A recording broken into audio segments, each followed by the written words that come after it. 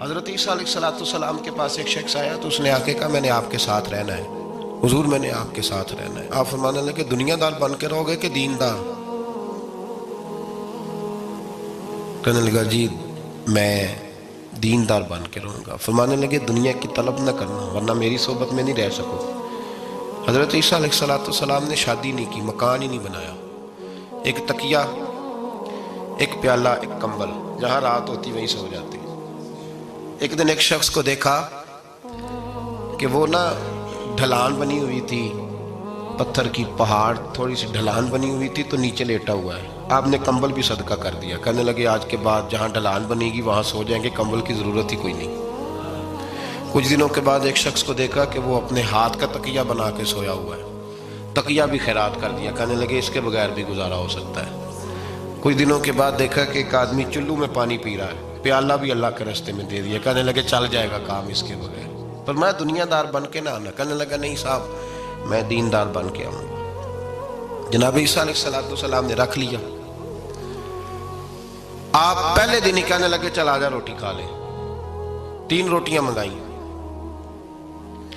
اس کو ساتھ بٹھایا، فرمانے لگے میں تو ایک کھاؤں گا، تو کتنی کھائے گا؟ کہنے لگا جی میں بھی ایک ہی کھاؤں گا۔ ایک روٹی اس نے کھا لی، ایک آپ نے کھا لی، تیسری روٹی چھوڑ کے جناب عیسیٰ علیہ السلام دریا کنارے وضو کرنے چلے گئے۔ واپس آئے تو روٹی کوئی نہیں تھی۔ اللہ کے نبی تھے، جان گئے۔ رب کریم کا بندہ بھی جان جاتا ہے۔ اقبال کہتے ہیں اولیاء کیا ہیں جواسی سلول قلوب، کہتے ہیں رب کے ولی کو ٹٹولا نہ کر، وہ تو دلوں کے حال بھی جانتا ہے۔ انہیں ٹٹولا نہ کر، غبار آلود سمجھ کر حقارت سے نہ دیکھ ان کو، انہی کی ٹھوکروں سے سلطنت بنتی بگڑتی ہے۔ اور اقبال کہتے ہیں نہ تیغ و تیر میں نہ لشکر و سپاہ میں، نہ تیغ و تیر میں نہ لشکر و سپاہ میں، کہتے ہیں نہ تلوار میں نہ تیر میں نہ لشکر میں نہ فوجوں میں، نہ تیغ و تیر میں نہ لشکر و سپاہ میں ہے جو بات مرد قلندر کی بارگاہ میں ہے، جو بات مرد قلندر کی بارگاہ میں۔ تیسری روٹی کدھر ہے؟ کہنے لگا حضور مجھے نہیں پتا۔ فرمانے لگے تجھے پتا ہے پر تو بتا نہیں رہا۔ کہنے لگا مجھے تیسری روٹی کا پتا۔ حضرت عیسیٰ علیہ السلام میں ایک ہرنی جا رہی تھی، اس کے ساتھ 2 بچے تھے، آپ نے ایک بچہ پکڑا، اس کو ذبح کیا، لکڑی جلائی، اس کو بھونا، اس کو بھی کھلایا، خود بھی کھایا، ہڈیاں جمع کر دی۔ جب وہ ہڈیاں اس پہلو کو ذرا سمجھیے گا، جب کھا بیٹھے ہڈیاں جمع، وہ ہرنی بھی کھڑی ہے اور دوسرا بچہ بھی کھڑا ہے، ایک بچہ کا ذبح کر کے کھا لیا، دوسرا کھڑا ہے۔ جب پیٹ بھر لیے وہ بھی ڈکار لینے لگا سامنے، تو حضرت عیسیٰ علیہ السلام ہڈیوں سے کہنے لگے چلو اٹھ جاؤ اللہ کے حکم سے۔ ہرنی کا بچہ پھر سے زندہ ہو گیا، وہ چلا گیا، ماں اس کو ساتھ لے کے روانہ۔ فرمانے لگے دیکھ اللہ نے مجھے معجزہ دیا ہے، ہم نے کھا بھی لیا ہے اور بچہ چلا بھی گیا ہے، ہمارے پیٹ میں ہے بھی، اور اب تو بتا دے روٹی کس نے کھائی ہے؟ کہنے لگا جی مجھے نہیں پتا، نہیں پتا مجھے۔ حضرت عیسیٰ علیہ السلام اس کو ساتھ لے کے بڑھے تو دریا کے اوپر، پانی کے اوپر پیدل چلنے لگے، دریا پار کر گئے۔ فرمانے لگے تو پانی پہ چلتا رہا ہے، سارا پانی کراس کر گیا ہے تو ڈوبا نہیں، اب بتا دے روٹی کس کے پاس ہے؟ کہنے لگا نہیں پتا، مجھے پتا۔ اللہ اکبر، کیا خوب لفظ کہہ گئے سجادہ نشین حضرت پیر میر علی شاہ صاحب رحمۃ اللہ علیہ، بے قدراں کچھ قدر نہ جاتی، کھیتی خوب تسلی ہو، اے دنیا دار پجاری زردے کتے آندے گل ٹلی ہو۔